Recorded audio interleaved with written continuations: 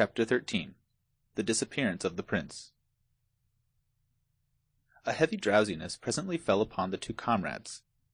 The king said, "Remove these rags," meaning his clothing. Hendon disapparelled the boy without dissent or remark, tucked him up in bed, and glanced about the room, saying to himself ruefully, "He hath taken my bed again, as before. Marry, what shall I do?" The little king observed his perplexity, and dissipated it with a word.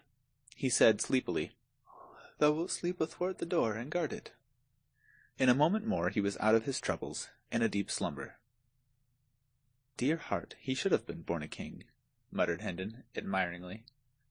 "He playeth the part to a marvel." Then he stretched himself across the door, on the floor, saying contentedly, "I have lodged worse for 7 years. 'Twould be but ill gratitude to him above to find fault with this." He dropped asleep as the dawn appeared. Toward noon he rose, uncovered his unconscious ward, a section at a time, and took his measure with a string. The king awoke, just as he had completed his work, complained of the cold, and asked what he was doing. "'Tis done now, my liege," said Hendon. "I have a bit of business outside, but will presently return. Sleep thou again, thou needest it.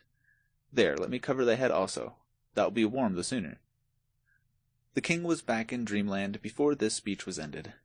Miles slipped softly out, and slipped as softly in again, in the course of 30 or 40 minutes, with a complete second-hand suit of boy's clothing, of cheap material, and showing signs of wear, but tidy, and suited to the season of the year. He seated himself, and began to overhaul his purchase, mumbling to himself, "A longer purse would have got a better sort, but when one has not the long purse, one must be content with what a short one may do. There was a woman in our town did dwell." He stirred, methinks. I must sing in a less thunderous key.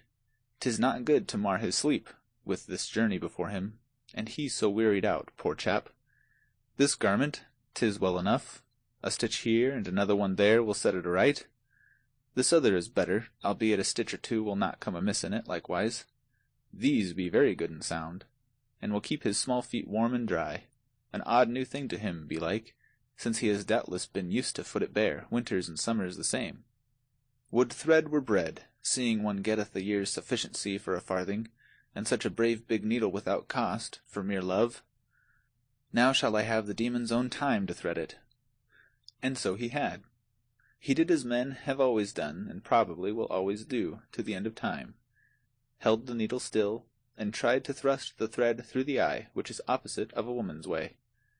Time and time again the thread missed the mark, going sometimes on one side of the needle, sometimes on the other, sometimes doubling up against the shaft, but he was patient, having been through these experiences before when he was soldiering.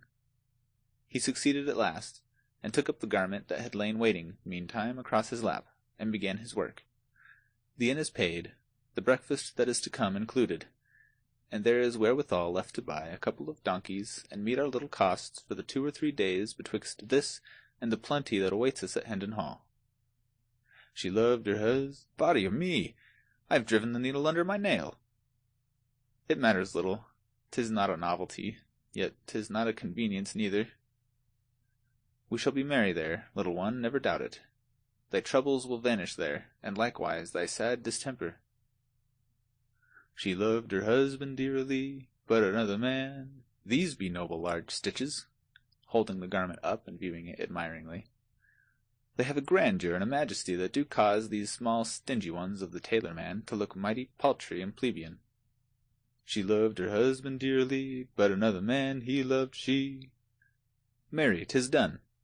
A goodly piece of work too, and wrought with expedition. Now will I wake him, apparel him, pour for him, feed him, and then will we hie us to the mart by the Tabard Inn in Southwark, and be pleased to rise, my liege. He answereth not. What ho, my liege! Of a truth must I profane his sacred person with a touch, sith his slumber is deaf to speech. What? He threw back the covers. The boy was gone.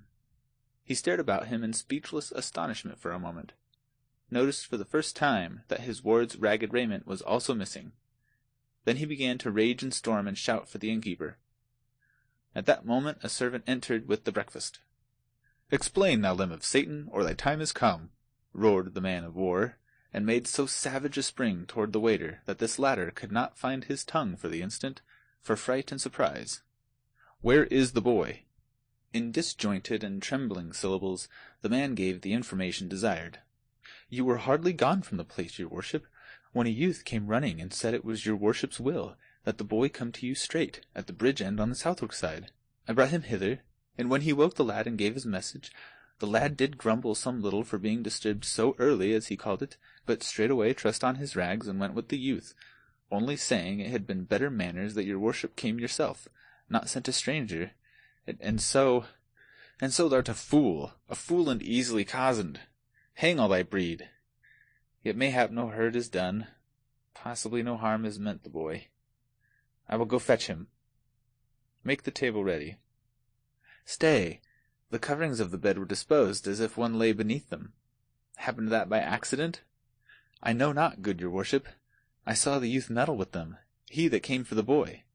1,000 deaths! 'Twas done to deceive me. 'Tis pain 'twas done to gain time. Hark ye, was that youth alone?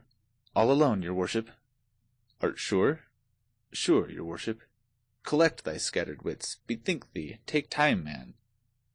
After a moment's thought, the servant said, When he came, none came with him, but now I remember me that as the two stepped into the throng of the bridge, a ruffian-looking man plunged out from some near place, and just as he was joining them— What then? Out with it! Thundered the impatient Hendon, interrupting. Just then the crowd lapped them up and closed them in, and I saw no more, being called by my master, who was in a rage because a joint that the scrivener had ordered was forgot, though I take all the saints to witness that to blame me for that miscarriage were like holding the unborn babe to judgment for sins come— Out of my sight, idiot! Thy prating drives me mad. Hold! Whither art flying? Canst not bide still an instant? Went they toward Southwark?